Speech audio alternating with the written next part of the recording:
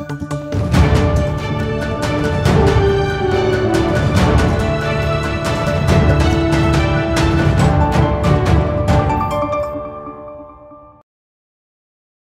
Pemuda Indonesia, jumpa kembali bersama saya Moh Gunawan Abdillah di studio EZI TV.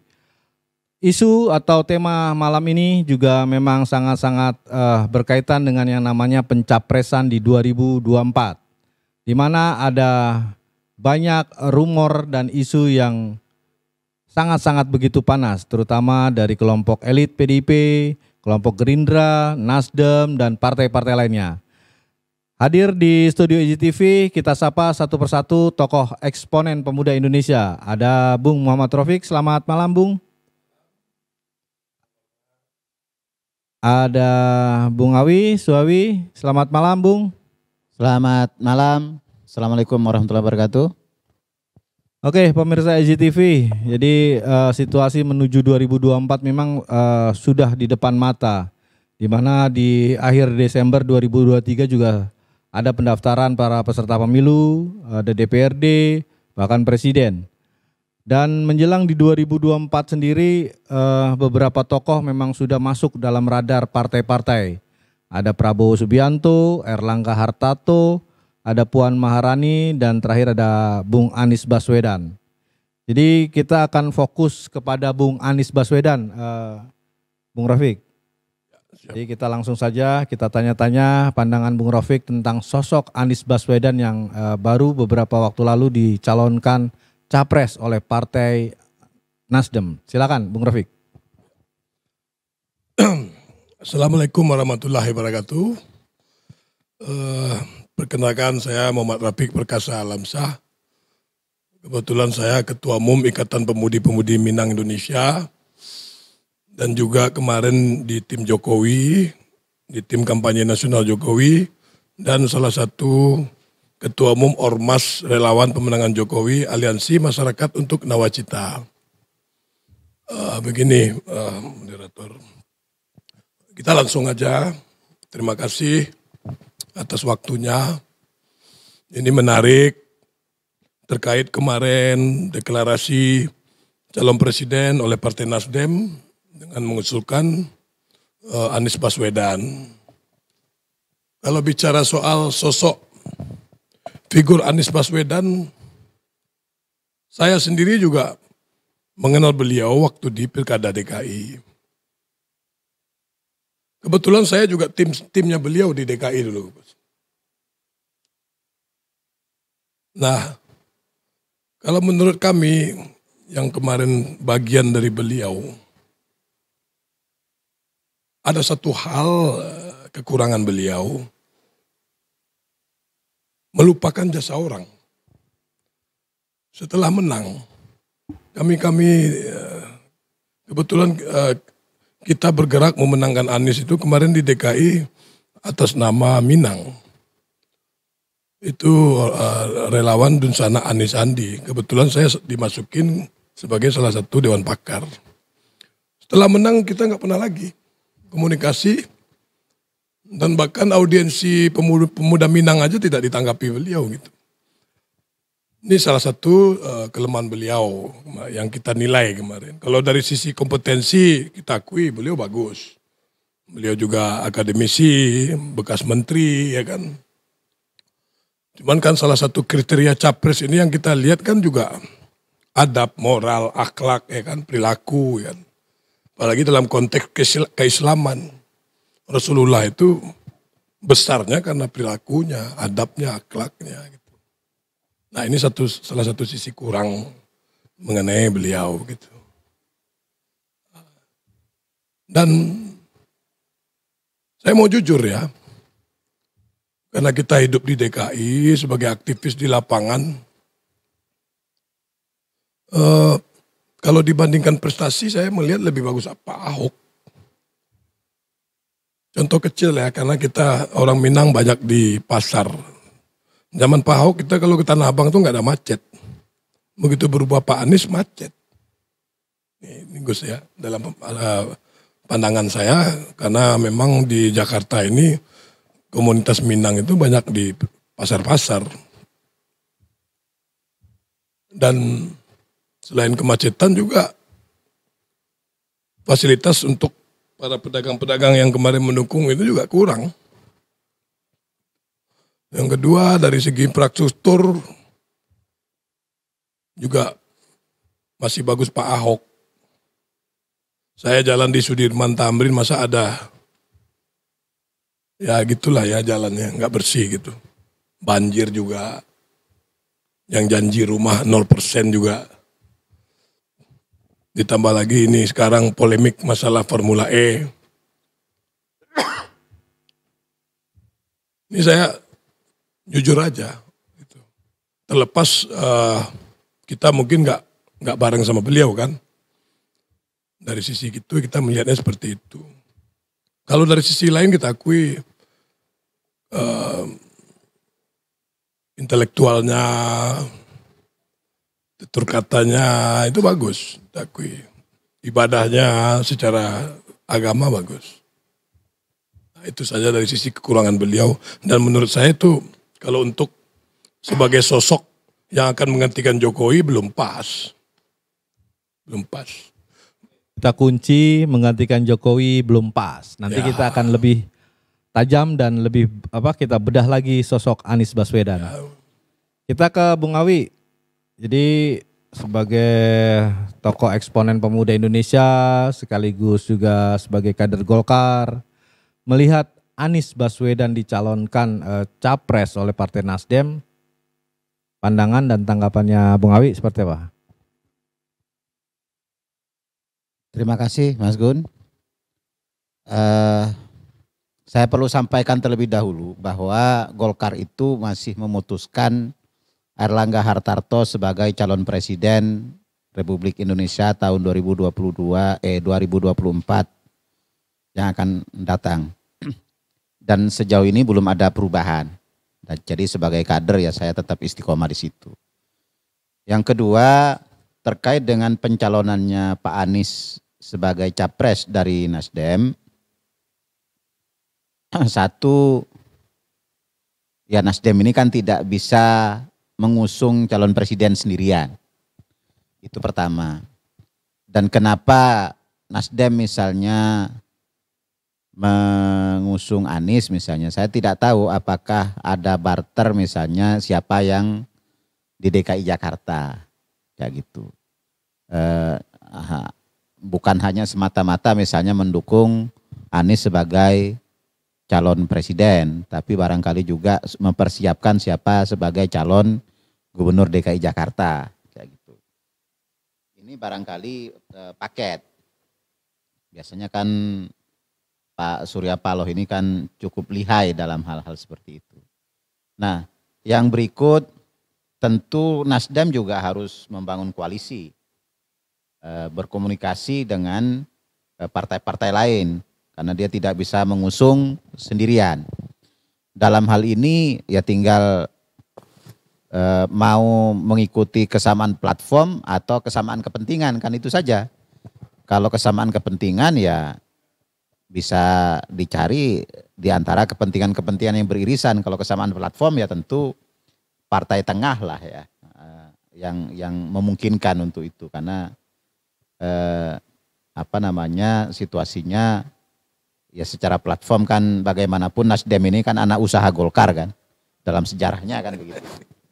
Itu jadi ya tentu dalam berbagai pendekatan ya masih ada lah nilai-nilai Golkar di situ. Ini kan soal perbedaan dataran juang saja.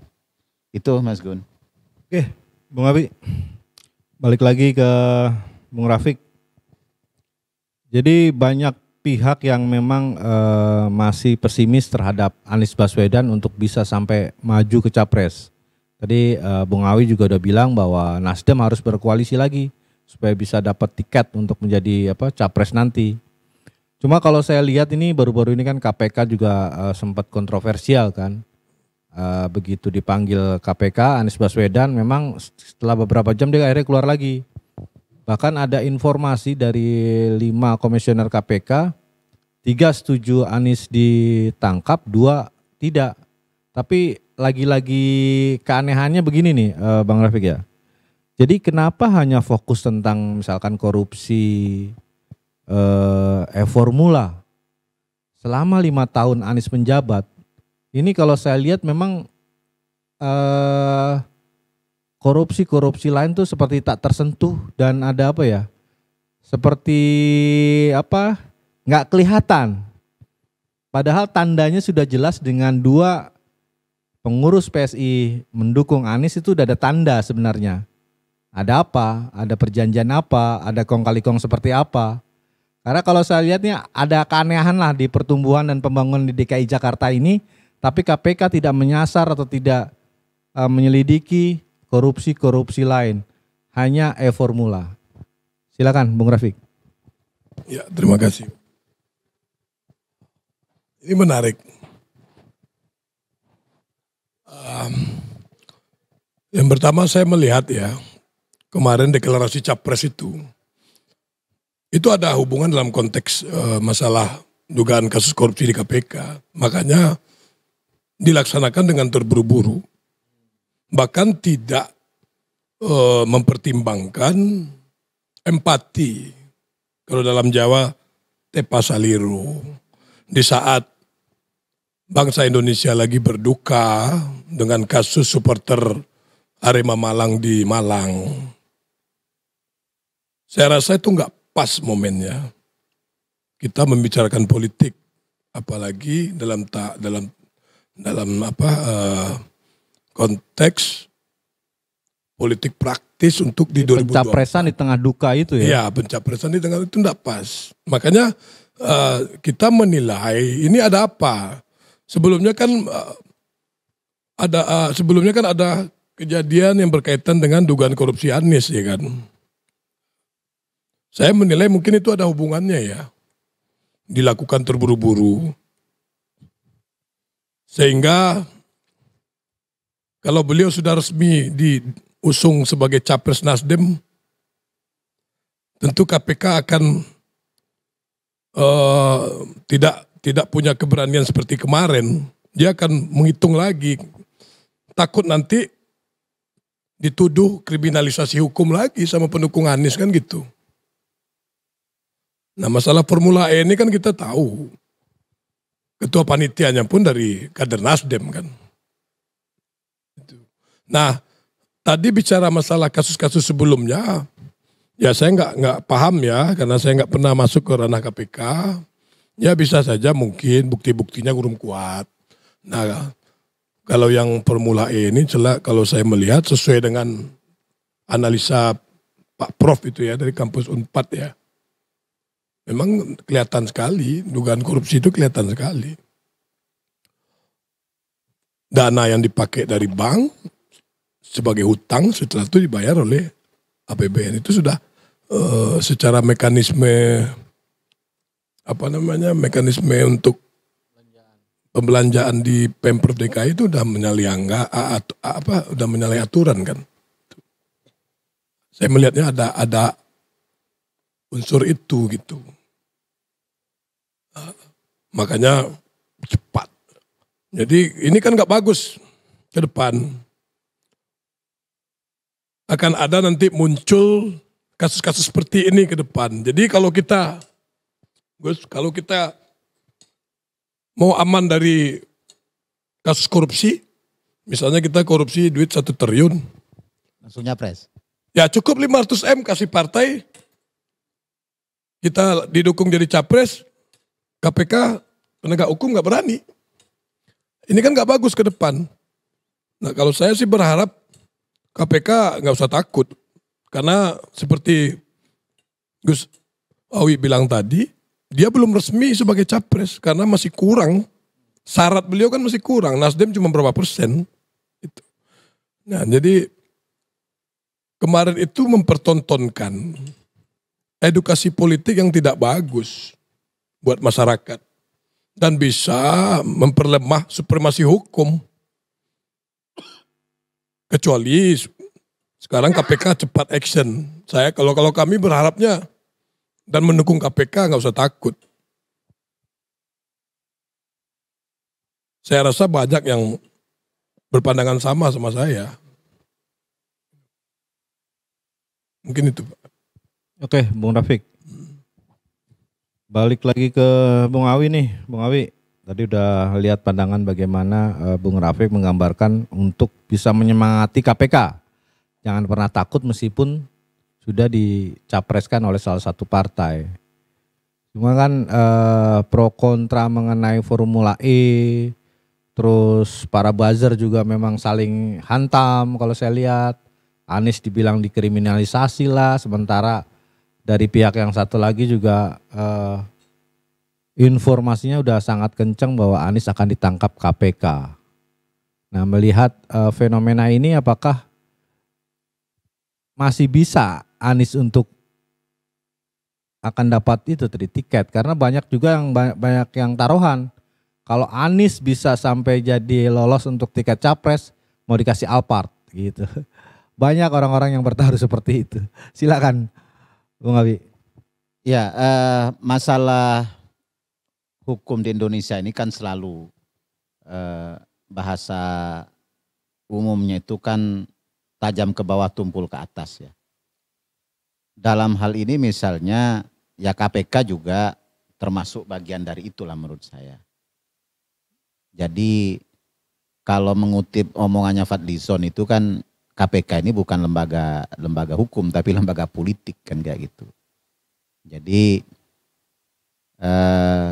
cenderung menjadi semacam lembaga litsus lah kalau zaman Orde Baru kan, yang dipakai untuk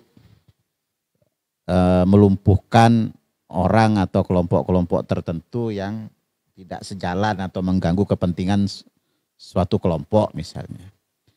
Tapi ini kan masih asumsi dan dugaan, dan itu kan harus dibuktikan ketika misalnya bertemu dengan tokoh, ya kan, apakah betul kayak gitu. Ini kan harus dibuktikan. Walaupun misalnya asumsi-asumsi itu bisa saja terjadi ketika misalnya terkait dengan situasi di Papua, sudah ditersangkakan tidak bisa bergerak misalnya.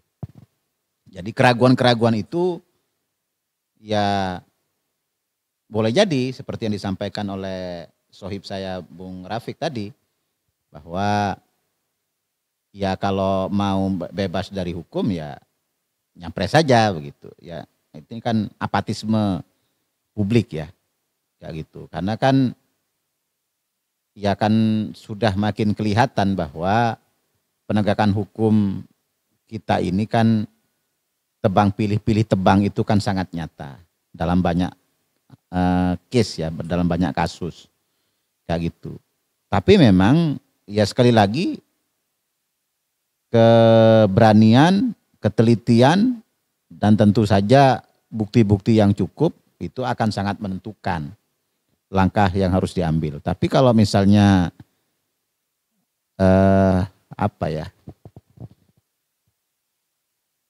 di Indonesia ini kan kalau terkait dengan isu korupsi lah ya, pengusaha, politisi, mantan pejabat ini kan sangat sulit untuk dikatakan tidak tersentuh dosa korupsi, ya gitu. Kenapa saya katakan begitu? Ini kan soal pilihan saja, soal undian.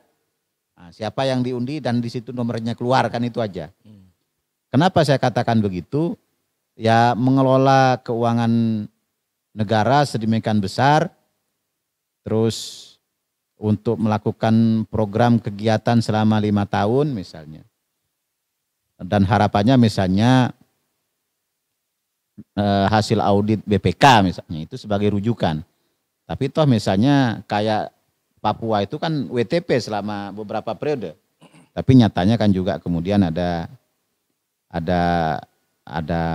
penetapan tersangka. Iya, Lukas NMB ya. Bahkan misalnya Pak Menko Polhukam misalnya, Pak Mahfud misalnya menyatakan bahwa dana otsus hampir 500 triliun. Dan itu tidak jelas wujudnya misalnya. Padahal BPK menyatakan WTP kan kayak gitu. Artinya kan ini sudah menjadi kelompok besar yang saling melindungi dan saling menjaga. Ya kan? Ya walaupun ada tudingan di situ, ada Novel Baswedan misalnya kan. Ada siapa lagi?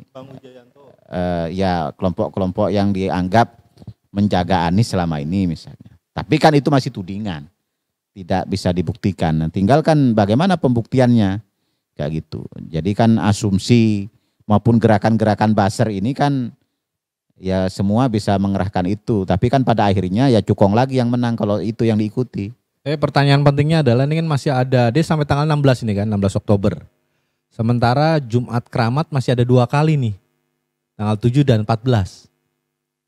Bung Awi percaya nggak kalau Anies akan ditetapkan ditersangka di tanggal 7 atau tanggal 14 Oktober ini?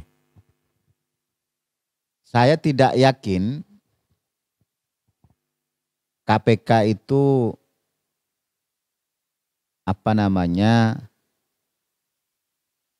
selalu berpijak pada hukum semata-mata dengan mengabaikan pertimbangan-pertimbangan politik, tekanan-tekanan politik dan lain sebagainya. Kayak gitu. Kalau mau jujur misalnya, ya kan banyak orang yang sudah diperiksa, bahkan sudah nyata ya kan. Harun Masiku aja sampai sekarang belum ketemu di mana. Ya kan, kayak gitu. Dengan situasi-situasi semacam itu kan, kalau patokannya Jumat Keramat, ya saya juga tidak begitu yakin bahwa KPK memiliki bukti yang cukup. Tuh, tapi tidak tahu barangkali Bung Rafiq kali percaya tanggal 7 atau tanggal 14 Anies ditetapkan jadi tersangka? Kalau dibilang percaya, kurang yakin. Kurang yakin saya. Karena ibarat main bola. Ini Anies sama Nasdem ini udah menang 1-0. Dengan dia cepat-cepat deklarasi capres. Yang dikhawatirkan KPK itu kan nanti tadi itu buzzer-buzzer yang akan menggiring masyarakat menuduh KPK kriminalisasi hukum. Makanya saya bilang tadi, ke depan itu kalau ini berhasil mereka main, ya kalau mau nggak ditangkap masalah korupsi ya udah nyapres aja udah.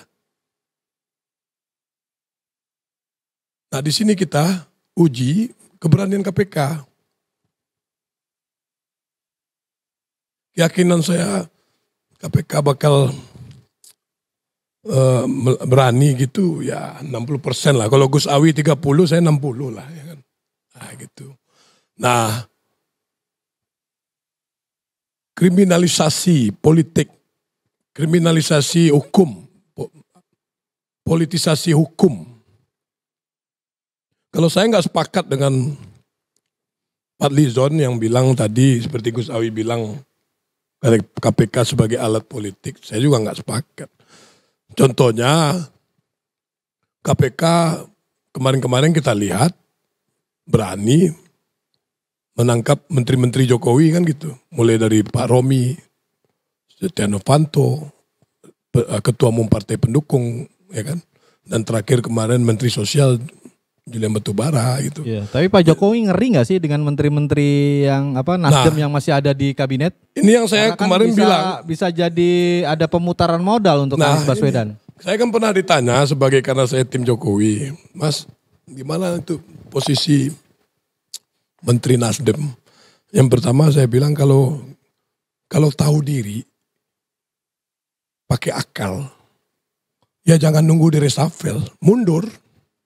Tapi kalau nggak punya akal, nggak punya pride, ya monggo nunggu di reshuffle. Kira-kira Pak Jokowi nggak dukung Anies ini berarti ya? Loh kemarin kan jelas, ketika Anies Nasdem deklarasi Anies, beliau sama Mas Ganjar. Saya rasa itu bahasa tubuh, ya Gus Awi kan orang Jawa kan, paling paham lah itu. Itu kode alam. Nah, mengenai tadi Menteri, kita dari tim Jokowi sudah memberikan pandangan ke beliau bahwa Menteri-Menteri Nasdem harus diganti. Karena takutnya nanti menjadi duri dalam daging. Duri dalam daging gitu.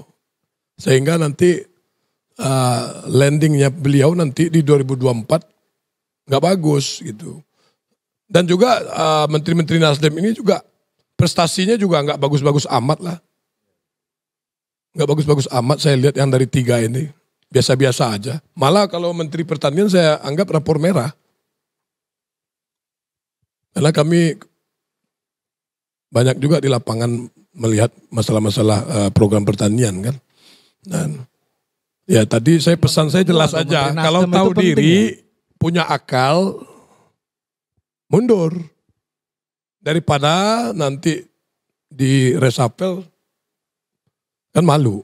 Karena saya yakin ini akan terjadi untuk menjaga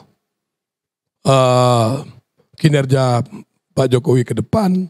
Masa di dalam ada menteri yang partainya tidak sejalan dengan kebijakan presiden, kebijakan politik, kan ini nggak bagus.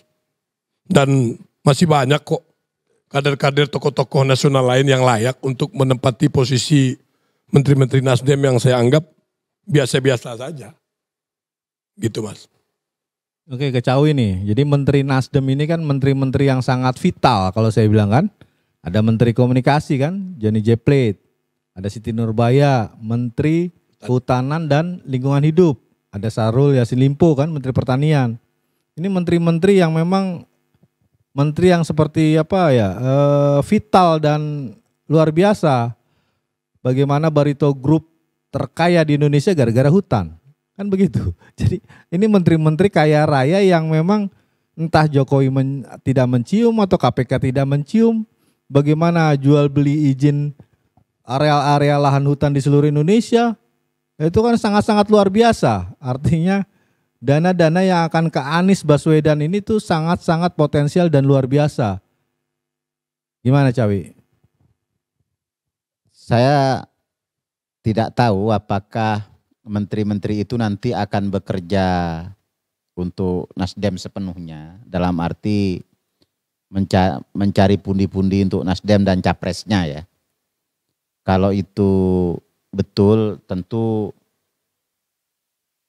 sangat disayangkan dan miris bagi kita. Karena hakikatnya kan orang ketika ditunjuk jadi menteri ini kan loyalitasnya harus kepada presidennya. Kayak gitu. Karena visi misinya itu visi misi presiden bukan visi misi menteri. Karena itu dia harus loyal, mendukung dengan sepenuh hati, sekuat tenaga program-program Presiden Jokowi. Dan kalau misalnya indikasinya tidak sejalan seperti yang disampaikan Bung Rafiq tadi, ya memang idealnya sih diganti. Kayak gitu. Karena biasanya presiden itu atau kepala daerah lah ya, kalau periode kedua itu di penghujung biasanya kesepian. Karena nanti para pembantunya itu sudah asik dengan urusannya sendiri. Lupa dengan tugas pokoknya bahwa dia hakikatnya harus membantu presiden. Menjalankan program-program yang dicanangkan oleh presiden. Nah, itu jangan terjadi. Apalagi misalnya rentang waktu kita ini kan cukup lama. Kalau misalnya menurut jadwal kan tahun depan ini kan sudah mulai penetapan ya. Begitu sudah penetapan itu kan orang sudah akan makin sibuk kampanye dan lain sebagainya. Itu kan siapa? Kan tidak bisa ngurus bangsa negara sebesar ini seorang diri. Kayak gitu.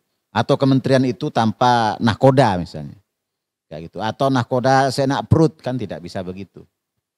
Kan setiap pemimpin itu kan punya visi dan target-target yang harus dicapai. Jangan sampai juga meleset terlalu jauh dari target yang sudah ditentukan. Kayak gitu. Dan orang Golkar masih banyak yang lebih mampu kok. Ambil dari Golkar saja. Oke. Ada closing statement atau kita akhiri di sini? Dari Bung Rafiq? Dengan deklarasi capres oleh Nasdem, menteri-menterinya pasti udah nggak fokus lagi. Ditambah kebijakan politiknya sudah berbeda dengan presiden kan. Nah, ini kan yang selain presiden dirugikan, masyarakat, rakyat kita juga akan dirugikan. Pasti tidak maksimal ketika ada gesekan-gesekan di dalam. Jadi statement terakhir saya memang saya berharap Pak Presiden segera mereshuffle menteri-menteri Nasdem ini dengan orang-orang yang layak. Kalau perlu seperti yang Gus Awi bilang, dari di Golkar banyak juga tuh tokoh-tokoh. Kalau perlu Gus Awi lah, ya kan? Nah, ya. Yang kedua masalah hukum, janganlah hukum di Indonesia ini sedikit-sedikit kalau ada tokoh politik seperti kayak gubernur kemarin, Pak Anies, kalau dia tersangkut masalah korupsi dibilang kriminalisasi hukum. Karena secara logika kan kita bisa melihat dan juga menilai. Kalau kita nggak berbuat tentu tidak akan bisa orang melakukan kriminalisasi hukum kepada kita. Kalau di Al-Quran itu jelas apa yang kamu perbuat itu yang kamu terima. Ada banyak beberapa tokoh-tokoh nasional yang berseberangan dengan Pak Jokowi. Ya karena dia clean, nggak berbuat ya nggak ada masalah. Banyak seperti Ramli,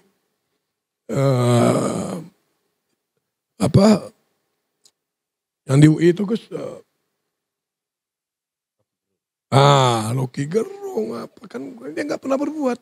Jadi nggak ada itu kalau menurut saya kriminalisasi politik. Ya kalau nggak berbuat ya nggak bisa KPK mau nangkap mau manggil orang itu nggak mungkin. Apalagi di zaman era transparansi sekarang, keterbukaan dunia online nih kan, netizen yang begitu banyak mengontrol, nggak bakal berani institusi hukum negara kita mengeksekusi seseorang tanpa ada dasar seperti Gus Awi bilang tadi. Semua kan harus ada dasar, bukti konkret, ya kan? Pelanggaran hukumnya pasal berapa, kan jelas itu. Gitu. Jadi kalau saya nggak sepakat, kalau ada dikit-dikit ada tokoh ditangkap, terus ada yang teriak kriminalisasi hukum. Ini akan membuat supremasi hukum bangsa kita makin turun. Yang dirugikan masyarakat. Ketika koruptor ini berkeliaran dengan bebas. Mungkin itu dari saya. Mungkin Gus Awi ada tambahan. Bung Awi? Ya, politik sandra itu secara konspiratif memang dimungkinkan. Tapi dalam hal ini, dalam kasus Formula E ya, itu harapan saya, ya kalau memang KPK tidak memiliki bukti yang cukup, ya disampaikan agar juga tidak jadi sandra dan tidak jadi fitnah kepada Pak Anies. Tapi kalaupun misalnya memiliki bukti yang cukup, ya harus bekerja berdasarkan hukum. Bukan berdasarkan ketakutan, tekanan, seperti itu. Atau hitungan-hitungan politik. Jangan berpolitik, karena lembaga penegak hukum. Jadi harus bekerja untuk hukum. Kayak gitu. Jadi menurut saya ya kesitulah ranahnya. Kayak gitu. Sehingga ya masyarakat juga disampaikan juga secara transparan ke masyarakat. Bukti apa yang dimiliki atau bukti apa yang tidak dimiliki. Sehingga tidak menjadi fitnah dan juga tidak menjadi kecurigaan-kecurigaan. Karena kan ya bangsa ini sekarang ini kan kita sedang mengalami post-truth ya. Ya mudah curiga, informasi yang ada selalu harus kita pilah benar dan tidak, hoax atau tidak, kayak gitu. Jadi ini barangkali yang sudah harus kita pahami bersama. Itu. Harapan saya ke situ, Mas Gun. Dan ya saya masih berharap bahwa Nasdem mendukung Golkar. Itu. Oke, terima kasih Cawi, Bung Rafiq.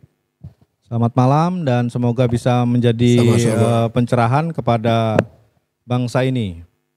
Jadi demikian bincang-bincang kita dengan tokoh-tokoh eksponen pemuda Indonesia, bagaimana KPK harus lebih tegas, memiliki bukti konkret terhadap Bapak Anies Baswedan jika memang bersalah atau memang ada dugaan korupsi, silahkan tangkap, jangan pernah takut. Karena meskipun telah dicalonkan menjadi capres, kalau memang ada bukti silahkan ditangkap. Bangsa ini menunggu ketegasan KPK sebagai supremasi hukum tertinggi, sebagai penegak hukum yang memang bukan pesanan dari orang-orang tertentu. Saya Moh Gunawan Abdillah undur diri. Salam Pemuda Indonesia.